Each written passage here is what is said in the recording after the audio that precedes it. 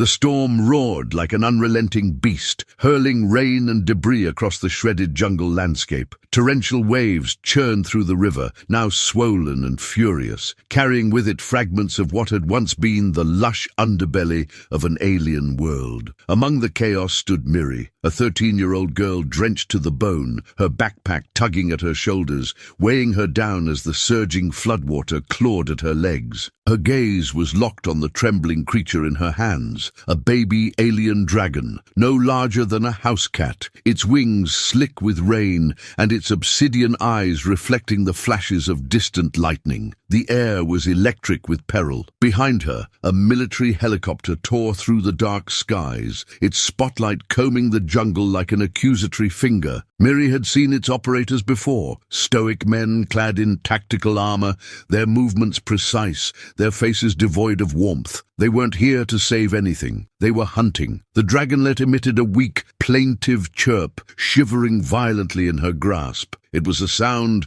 Miri could barely hear over the cacophony, but it pierced her heart nonetheless. Her grip tightened as she pulled the creature close, shielding it from the driving rain. Its delicate claws clung to the fabric of her jumpsuit, its tiny heart thundering against her chest. The moment had begun hours earlier, on the precipice of what should have been an ordinary scouting trip. Miri had spent the better part of her young life among the nomadic researchers of Colony Y-42, a frontier settlement on Kepler 219b, a planet known for its dangerous flora, fauna, and constant monsoons. While other kids her age obsessed over social cliques and hologames, Miri had grown adept at navigating alien terrains and cataloguing species. She carried her parents' curiosity like a badge, even if she'd never quite felt like she belonged. Her parents, renowned xenobiologists, had vanished during an expedition 2 years ago, a mystery buried beneath layers of bureaucratic shrugs and whispered speculations. Today's excursion had begun with a mission: map the changes in the river's ecosystem after an unusual spike in seismic activity. Miri, feeling suffocated under the watchful eyes of the other researchers, had slipped away into the dense undergrowth, clutching a handheld scanner. That's when she'd stumbled upon the egg, translucent, faintly glowing, and nestled precariously in a nook between jagged rocks. It was mesmerizing, unlike anything she'd seen before. She'd leaned closer, her scanner buzzing with data that defied conventional biology, and then, as if sensing her presence, the egg had cracked, unveiling the tiny creature now nestled against her chest. Its eyes had blinked open, and in that instant, Miri felt a pull, a connection that transcended words, but wonder quickly turned to dread. The sky had darkened unnaturally fast, and the first raindrops turned into an unrelenting downpour. That was when the helicopter had appeared, its rotor blades slicing through the air,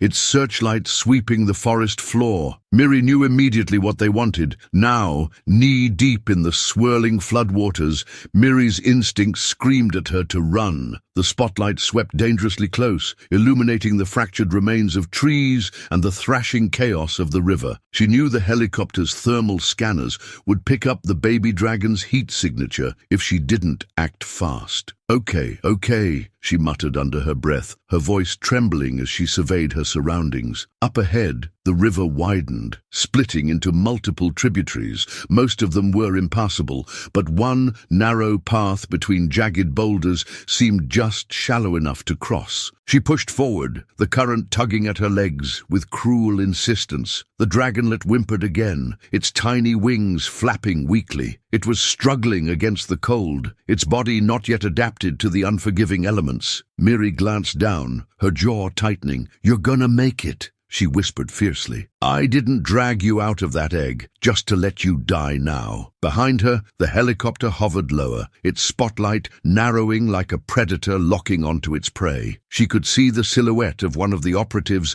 leaning out, some kind of device in hand. A tranquilizer rifle, she guessed. The realization sent a fresh jolt of adrenaline through her. She reached the narrow pass, gritting her teeth as sharp rocks scraped against her legs beneath the water's surface. The dragonlet squawked, and Miri adjusted her grip, careful not to let the current pull it away. Every step felt like a battle, the water rising higher until it reached her waist. Her boots slipped on the slick stones, and for one horrifying moment, she nearly lost her footing. "No, no, no!" she hissed, righting herself just as the floodwaters surged around her. A wave crashed against her side, nearly wrenching the dragonlet from her grasp. The creature let out a shrill cry, its wings unfurling briefly before folding back in. Above her, the helicopter's spotlight zeroed in. The beam illuminated her drenched form, and she froze, blinking against the harsh light. She could feel the operative's gaze bearing down on her, their presence a suffocating weight. Then, as if the universe had decided to toy with her, the crack of thunder split the air, followed by a jagged bolt of lightning. The flash illuminated the world in stark relief, revealing a gnarled tree trunk jutting out of the water a few meters ahead. It was large enough to provide some cover, but she'd have to act fast. Summoning every ounce of strength, Miri lunged forward, the dragonlet clinging to her for dear life. The current fought her every step of the way, but she reached the tree just as another wave crashed around her. She ducked behind it, her chest heaving, water streaming down her face. The helicopter's beam swept past, momentarily losing her position. Miri craned her neck, trying to catch her breath. Her eyes darted toward the riverbank, where a dense thicket of vines and foliage might offer a chance to escape. "I need you to hang on," she murmured to the dragonlet, her voice barely audible over the storm. It stared up at her with wide, unblinking eyes, its chest rising and falling rapidly. She couldn't tell if it understood her words, but its grip on her sleeve tightened. The beam returned, cutting through the rain-soaked air like a knife. Miri didn't wait. She bolted from her hiding spot, splashing toward the riverbank with reckless abandon. Her muscles burned, her lungs screamed for air, but she didn't stop. She couldn't. She reached the edge just as the spotlight caught her again. There was no time to think, no time to hesitate. With a burst of desperation, she dove into the undergrowth, the foliage enveloping her like a protective cocoon. She landed hard, the impact jarring her bones, but she kept moving, crawling through the tangled vines and roots. The dragonlet chirped softly, and Miri risked a glance down. It was trembling, its eyes half closed, but it was alive. She allowed herself a fleeting moment of relief before the sound of the helicopter's engines snapped her back to reality. They were circling now, searching for her position. Miri's mind raced. She needed to lose them, and fast. Her gaze darted around, searching for anything she could use to her advantage. That's when she saw it, a narrow cave entrance partially obscured by moss and hanging vines. It wasn't ideal, but it was her best shot. She scrambled toward it, her limbs protesting with every movement. The cave was just large enough to squeeze through, and she had to turn sideways to avoid scraping the dragonlet against the jagged rock walls. The darkness swallowed them as she entered, the sound of the storm muffled but not entirely gone. Inside, the air was damp and cold, carrying the faint smell of minerals and decay. Miri crouched low, clutching the dragonlet close as she pressed deeper into the cave. Her breathing was ragged, her heart pounding like a drum. After what felt like an eternity, the sound of the helicopter began to fade. She slumped against the cave wall, her legs shaking uncontrollably. The dragonlet stirred in her arms, letting out a soft coo that almost sounded like gratitude. Miri chuckled weakly, the sound bitter and laced with exhaustion. "You've got a lot of nerve. You know that," she muttered, brushing a strand of wet hair from her face. The dragonlet blinked up at her, its tiny head tilting inquisitively. For the first time since the storm had begun, Miri allowed herself to breathe. She studied the creature in her arms, marveling at its delicate features. Its scales shimmered faintly in the dim light, a kaleidoscope of colors that shifted with every movement. It was beautiful, otherworldly, and undeniably fragile, but it was also a target. And if Miri had learned anything from her years on this planet, it was that beauty often came at a cost. Outside, the storm raged on, a relentless reminder of the danger she faced. Miri tightened her grip on the dragonlet, her resolve hardening. She didn't know what the future held, but one thing was certain. She wasn't going to let anyone take this creature away from her. Not the operatives, not the colony, not the storm. Somewhere in the distance, the sound of the helicopter faded completely, swallowed by the roaring tempest. Miri closed her eyes, her mind racing with plans, questions, and a flicker of hope. Whatever happened next, she wasn't turning back. Miri sat in the oppressive darkness of the cave, her breath shallow and uneven. The dragonlet nestled against her chest, emitted soft, rhythmic chirps, a fragile lullaby against the backdrop of chaos outside. She ran a hand over its slick, scaled back, watching as its iridescent skin shimmered faintly in the dim light. Her mind churned, processing everything that had happened. Who were those men? Why were they after the creature? And more pressingly, why had she risked everything to save it? She leaned her head back against the damp cave wall, her body trembling, not from the cold, but from the adrenaline finally wearing off. She could feel the familiar ache of exhaustion creeping into her muscles, but sleep was out of the question. The helicopter might have moved on, but Miri knew better than to assume they'd given up. The people from the colony weren't known for their mercy when it came to scientific specimens. A low growl from deeper within the cave broke her thoughts. Miri froze, every nerve in her body sparking to attention. Her hand instinctively tightened around the dragonlet, which let out a faint, startled squeak. The sound came again, a guttural,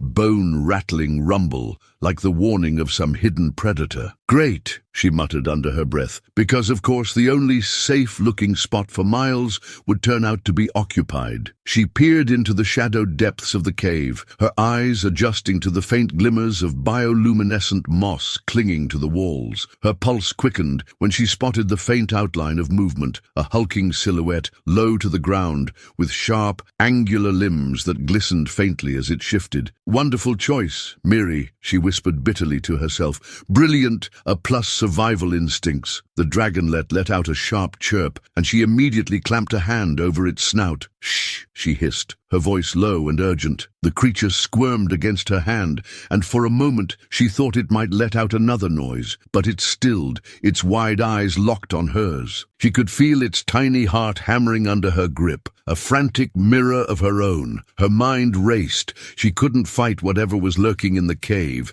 She didn't even have a weapon, and running out into the storm was suicidal. The helicopter would pick her up in an instant, not to mention the raging floodwaters. That left, what? Talking to it, making a deal. "Yeah, that's a solid plan," she muttered under her breath, her sarcasm doing little to mask the terror rising in her chest. "Negotiate with the cave monster. That's totally a thing people do." The growl deepened, reverberating through the cave like a warning bell. Miri's eyes darted to the jagged rocks around her, searching for anything she could use as a makeshift weapon. Her hand brushed against a loose shard of stone, and she gripped it tightly, the rough edges biting into her palm. It wasn't much, but it was better than nothing. "All right," she said softly, her voice steady despite the quiver in her hands. "If you're gonna eat me, at least let me get one good punch in first." She inched forward, her movements slow and deliberate, trying to get a better look at the creature. The dragonlet squirmed again, its tiny claws digging into her jumpsuit,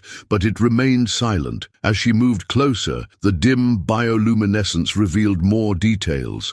A thick, segmented body covered in a slick, chitinous shell, 6 spindly legs ending in razor-sharp talons, and a head adorned with a cluster of multifaceted eyes that reflected the faint light like shattered glass. It wasn't a predator, it was a scavenger. Miri recognized the species from her parents' research notes, a cave crawler, one of Kepler 219b's many opportunistic feeders, dangerous if cornered, but not inherently aggressive unless provoked. "Okay," she whispered, her grip on the rock loosening slightly. "You're not here to eat me, you're just here for the free real estate." The creature shifted again, its talons clicking against the stone floor. It didn't seem interested in her, at least not yet. Miri's gaze flicked to the dragonlet, which was watching the crawler with a mix of curiosity and fear. She wondered if the two creatures had ever crossed paths before, or if the dragonlet species had any natural predators. It was hard to say. There was so little known about the alien fauna on this planet. The crawler let out a low chuffing sound,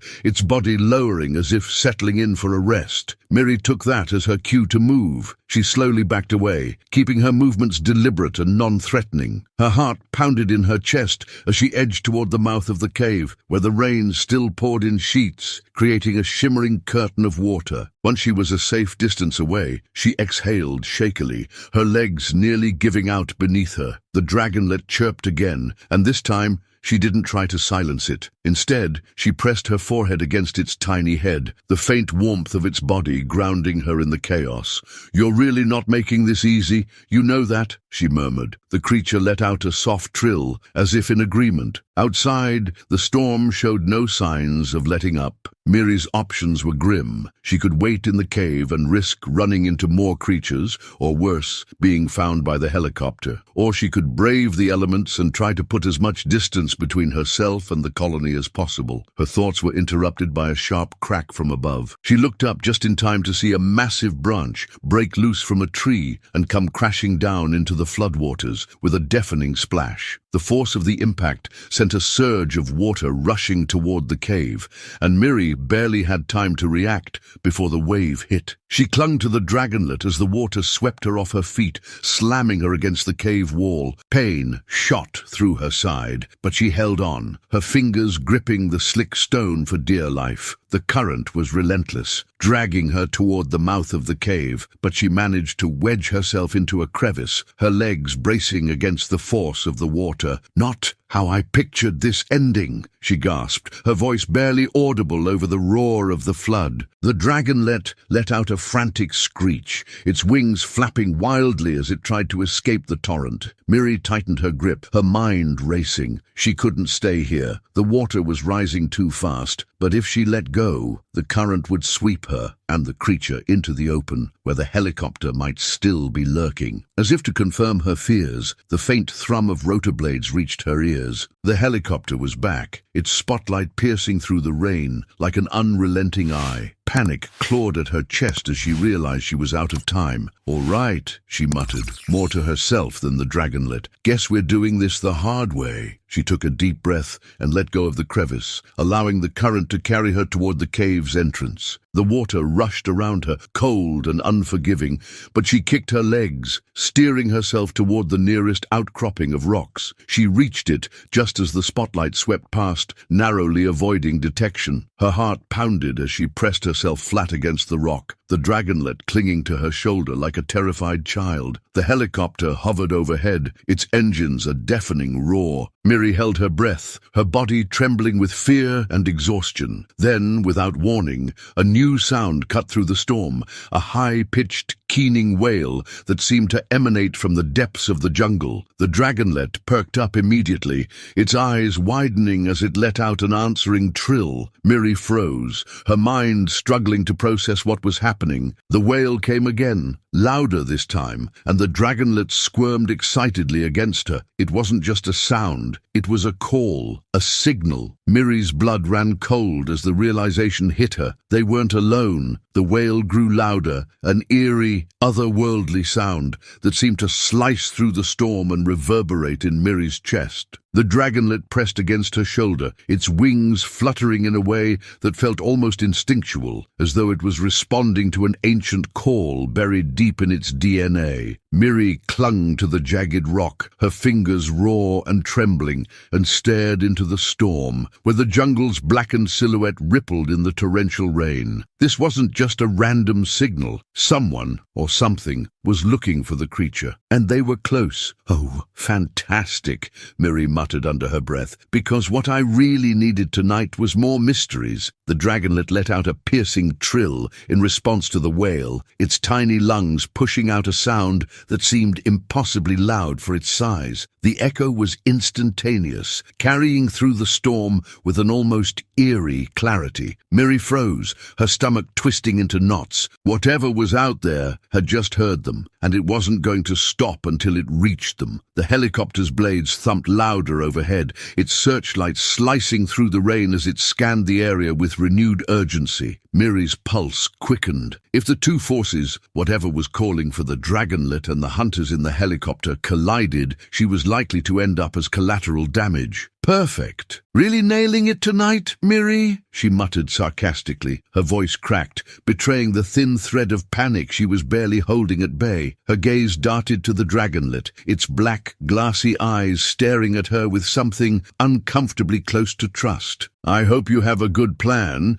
because I'm fresh out." With the Dragonlet clinging tightly to her shoulder, she pushed herself off the rock and slipped into the shadowy edges of the riverbank. Her boots squelched in the mud as she trudged forward, keeping low and moving in the direction of the call. It wasn't much of a plan, but she figured her odds were slightly better with the unknown caller than with the helicopter's armed operatives. As she moved, she tried to piece together what little she knew. The Dragonlet wasn't a natural part of Kepler 219b's ecosystem. Its physiology was too unique, too carefully designed. She remembered the egg's strange luminescence, the way her scanner had failed to categorize its biological signatures. It wasn't just an alien creature, it was an anomaly, and the people chasing her weren't just interested in capturing it, they were desperate. The wail came again, closer this time, and Miri felt the Dragonlet shift on her shoulder, its claws digging into her jumpsuit. The sound was less chilling now, more mournful, as though it carried an undercurrent of urgency that even Miri couldn't ignore. Then she saw them. At first, she thought the glow was another trick of the storm, a flicker of lightning or a reflection in the floodwaters. But as she crept closer, she realized it was something else entirely, an iridescent, shifting light emanating from a massive,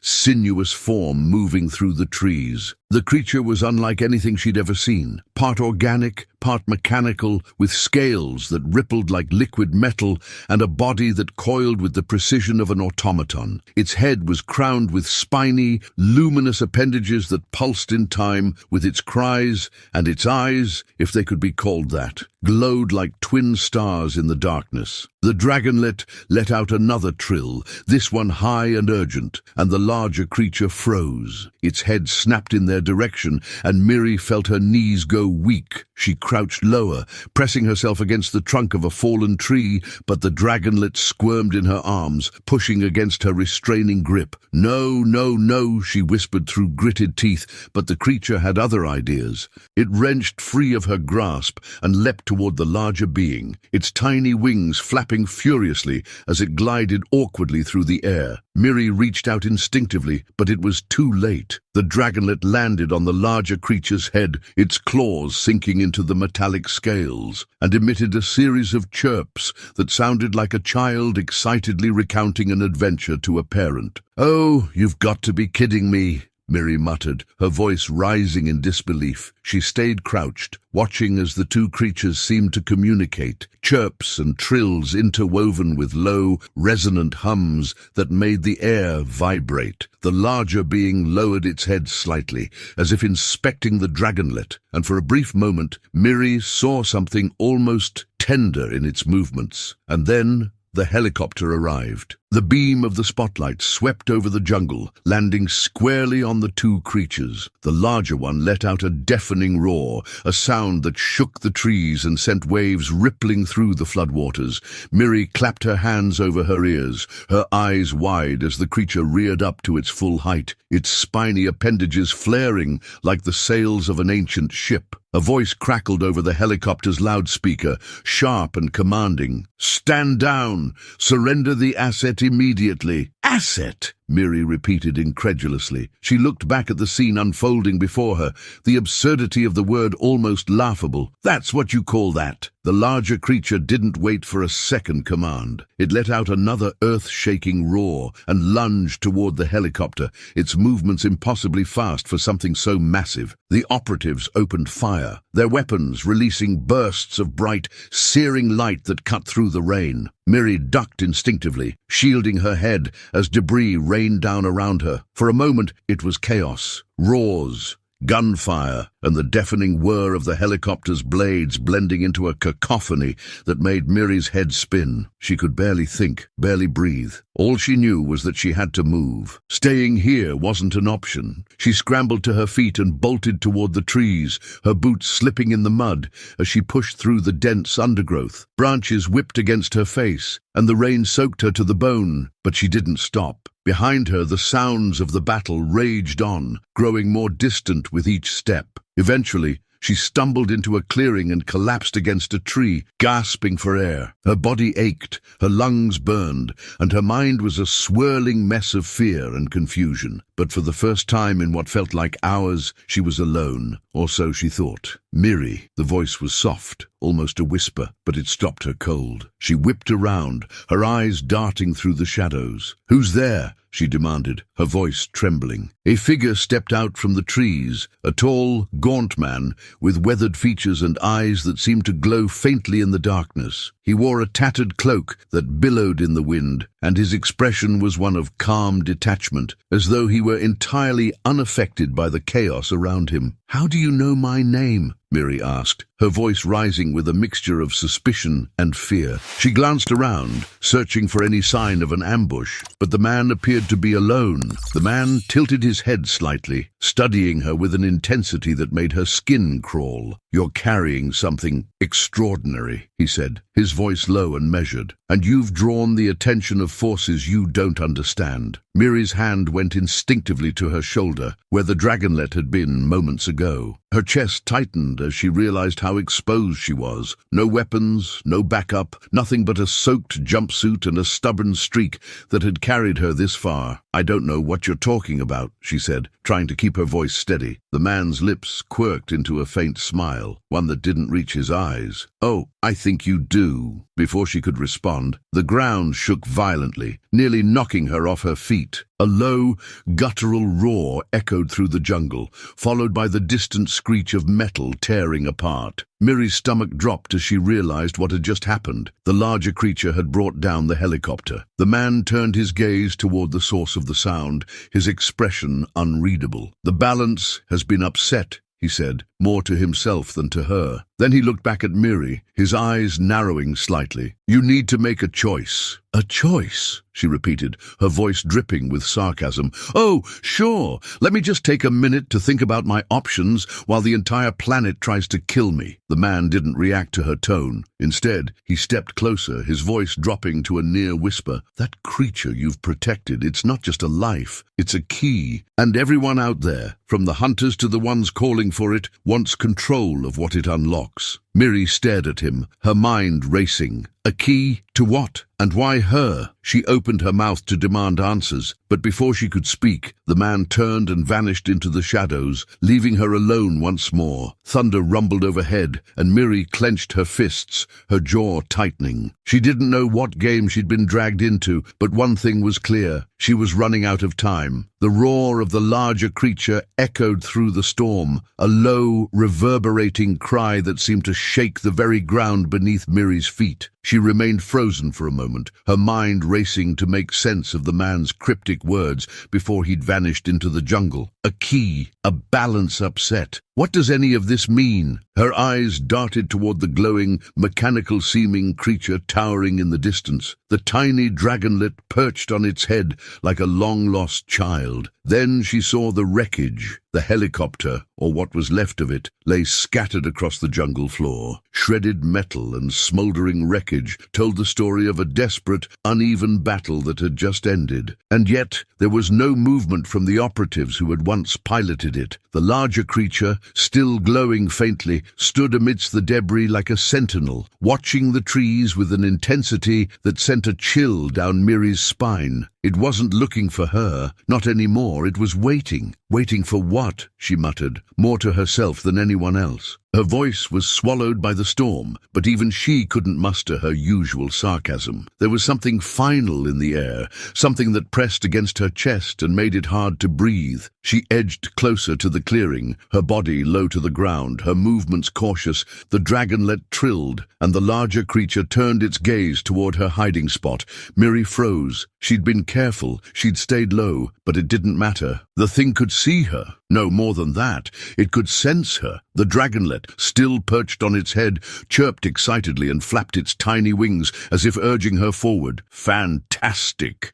Let's just add telepathic monsters to the list, she muttered under her breath, the sarcasm doing little to mask the icy dread curling in her stomach. Still, she stepped forward, emerging from the undergrowth with her hands raised instinctively, a gesture of surrender. "All right, big guy," she said, her voice shaky but steady. "You found me. Now what?" The creature didn't attack. It didn't roar or charge or unleash some alien weapon she couldn't comprehend. Instead, it tilted its head, the same way the dragonlet had when she'd first held it in her arms. It studied her with an intelligence that made her skin crawl, as though it were peeling back layers she didn't even know existed. And then it spoke, not with words, not exactly. The sound wasn't something her ears heard, but something her mind understood. A stream of concepts and images that flooded her brain in an instant. She saw the dragonlet's egg, glowing softly in the dark. She saw the hunters, their weapons drawn, their faces cold and calculating. She saw herself, drenched and desperate,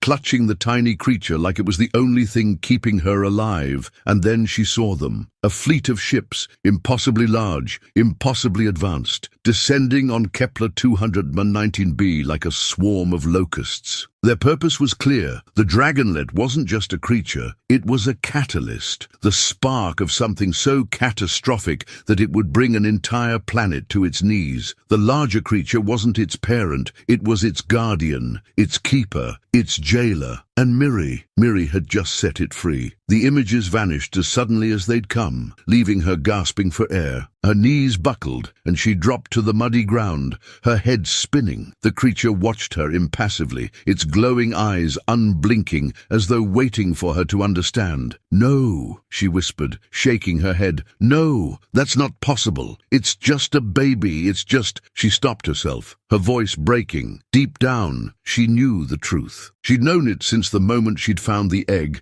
since the moment the helicopter had appeared. Nothing about this had ever been random. The dragonlet chirped, its tiny claws gripping the larger creature's metallic scales. It tilted its head at her, the innocence in its gaze twisting like a knife in her gut. "Why show me this?" she demanded, her voice raw. "Or why not just kill me or take it back or, I don't know, do something?" The creature's glowing eyes dimmed slightly, and for a moment, Miri thought she saw sadness in its expression. It didn't need to answer her question. She already knew the answer, because it couldn't stop what had already begun. The jungle exploded into motion. The man from before reappeared, stepping into the clearing with a precision that sent a fresh wave of unease down Miri's spine. This time, he wasn't alone. Behind him came a group of figures, each clad in sleek, dark armor that glinted in the rain. Their movements were synchronized, their weapons raised and trained on the larger creature. "You're wasting time," the man said, his voice calm but edged with impatience. He didn't look at Miri. His eyes were locked on the glowing creature. "We don't need the girl. Take the asset and prepare for extraction." Miri's heart hammered in her chest. "Wait, what? No, you can't just—" One of the armored figures moved toward her, their weapon raised. She stumbled back, her hands flying up defensively. "Hey, I'm the one who saved it!" "If it weren't for me, you wouldn't even have—" "You saved it for us," the man interrupted, his tone dismissive. "And now, your part is done." The larger creature let out a low, guttural growl, its body coiling protectively around the dragonlet. The armored figures hesitated, their weapons faltering for a split second. It was all the creature needed. With a deafening roar, it surged forward, its movements impossibly fast for something so massive. The first operative didn't even have time to scream before the creature's talons ripped through their armor. Chaos erupted. Gunfire lit up the clearing, each shot accompanied by the sharp crack of shattering branches and the hiss of steam as rain met searing heat. Miri scrambled backward, her pulse racing. The man didn't move. He stood perfectly still amidst the carnage, his eyes fixed on the dragonlet, his expression unreadable. It wasn't until she saw the device in his hand that everything clicked. The tracker, the helicopter, the men, the call. It hadn't been the larger creature calling for the dragonlet. It had been him. He'd orchestrated the entire thing. The chase, the crash, the storm, all to draw the creature out. And now, as the jungle burned and the operatives fell one by one, he was calmly positioning himself to take what he wanted. Miri's blood ran cold. She looked at the dragonlet, its tiny body trembling as it clung to the larger creature. It didn't understand what was happening. It didn't know what it was or what it could do, but she did, and so did he. "Stop!" she shouted, her voice cutting through the chaos. The man's gaze flicked to her, his expression still maddeningly calm. "You don't know what you're doing. If I take it," he interrupted, his voice steady. "This planet might stand a chance." The words hit her like a punch to the gut. For a moment, she faltered, the weight of his conviction pressing down on her. But then she remembered the images the creature had shown her, the ships, the destruction, the end. And she realized the truth. He wasn't trying to save the planet. He was trying to control it. The realization lit a fire in her chest. She looked at the dragonlet, at the larger creature fighting to protect it, and made her choice. Without thinking, she lunged forward, her hands finding a jagged piece of debris. The man turned just as she swung, the metal shards slamming into the device in his hand. Sparks flew, and he staggered back, his calm facade finally breaking. "What have you done?" he hissed, his voice sharp with fury. The device sputtered and died, its glow fading to nothing. The larger creature froze, its head snapping toward her, and for a split second, everything stopped. Then it let out a low, rumbling sound, a sound of acknowledgement, understanding. The dragonlet chirped, and the larger creature turned, its massive body moving with purpose. It didn't attack, it didn't roar, it simply stepped into the jungle. The dragonlet perched securely on its head. The glowing light faded as it disappeared into the storm, leaving only darkness in its wake. Miri collapsed to the ground, her chest heaving, her body trembling with exhaustion. The man stared after the creature, his face twisted with anger and disbelief. "You've doomed us all," he said quietly. Miri let out a breathless laugh, the sound bitter and sharp. "Maybe, but at least it's their choice now." For the first time that night, the storm began to break. As the rain softened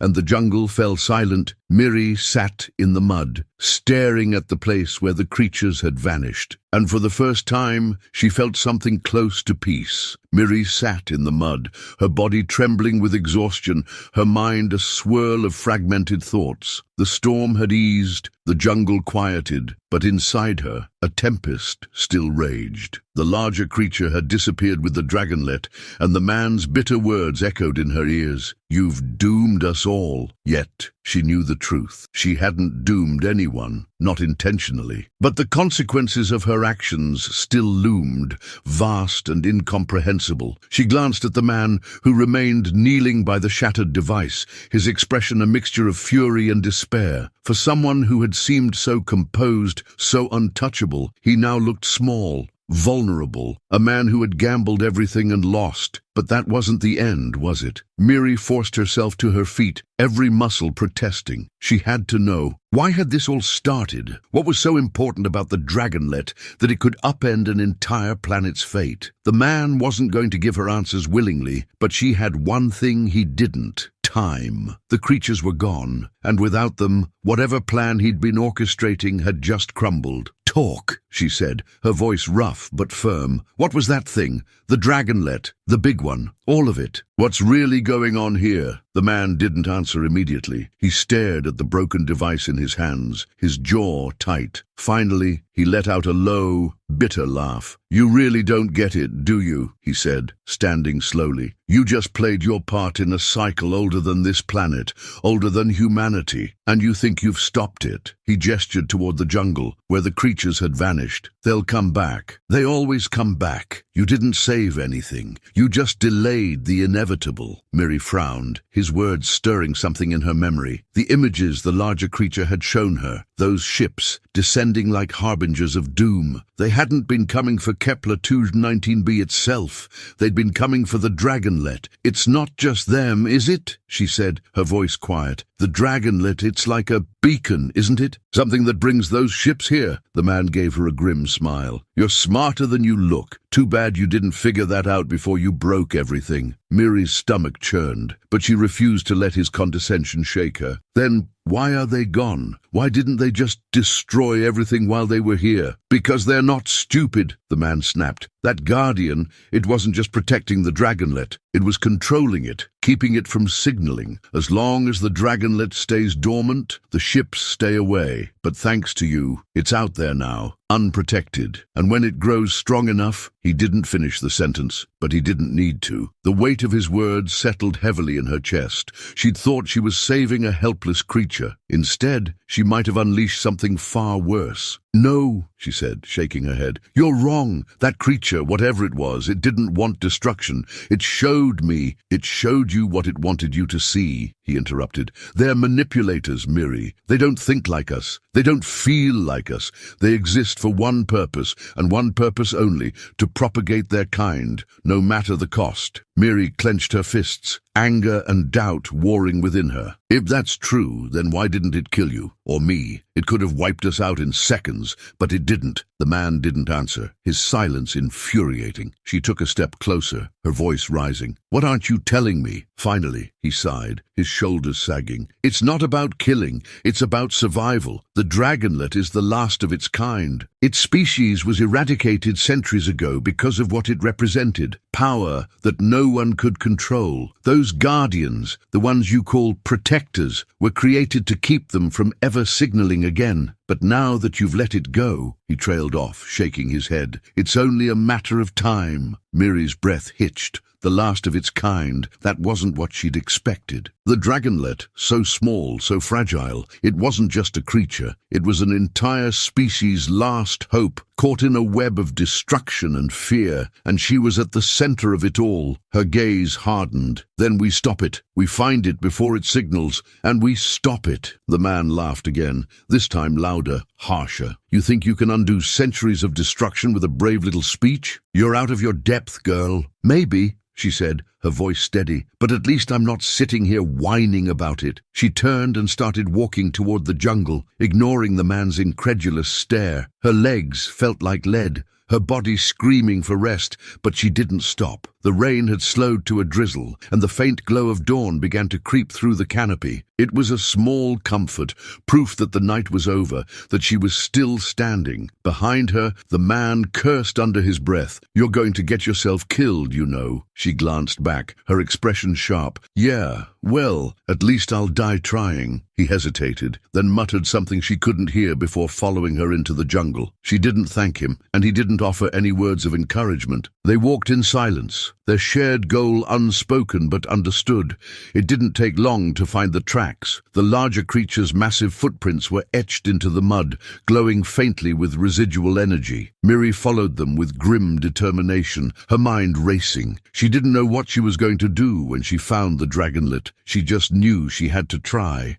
The tracks led them to a clearing bathed in an eerie, golden light. The larger creature stood in the center, its body coiled protectively around the Dragonlet. The smaller creature looked up as they approached, its eyes wide and curious. Miri stopped at the edge of the clearing, her heart pounding. She didn't have a plan. She didn't have weapons or backup or any idea how to stop what was coming. But she had her voice, and she had hope. "Hey," she said softly, stepping forward. The Dragonlet chirped, its wings fluttering. "I know you don't understand me, but I need you to listen. You're not just a creature, you're a choice. And right now, you get to decide what happens next." The larger creature growled low in its throat, its glowing eyes narrowing. Miri held up her hands, her voice steady. "I'm not here to hurt you. I need you to understand. If you call them, if you signal, it's not just this planet that will suffer. It's every planet." The Dragonlet tilted its head, its gaze unblinking. For a moment, the world seemed to hold its breath. Then, slowly, the Dragonlet unfurled its wings. They shimmered in the golden light, and Miri felt a lump rise in her throat. It let out a soft, mournful trill, and the larger creature responded with a deep, resonant hum. The sound filled the clearing, vibrating in her chest, and then silence. The dragonlet stepped forward, its tiny claws leaving glowing imprints in the mud. It stopped in front of Miri, its eyes meeting hers, and then, gently, it touched its head to her hand. A flood of warmth washed over her, a connection so profound it took her breath away, and in that moment, she understood. The dragonlet wasn't just a creature, it was a mirror, a reflection of the choices and fears that defined them all, and it was giving her the power to choose. "Thank you," she whispered, tears streaming down her face. The golden light brightened, enveloping the clearing in a radiant glow. The larger creature let out one final resonant cry, and then they were gone, vanishing into the dawn like a dream. Miri stood there, the silence deafening. She turned to the man, who looked just as stunned as she felt. What just happened?" he asked. Miri wiped her face, a faint smile tugging at her lips. "I think we just got lucky." She didn't know if the dragonlet would ever return, but for now, the choice had been made, and it was enough.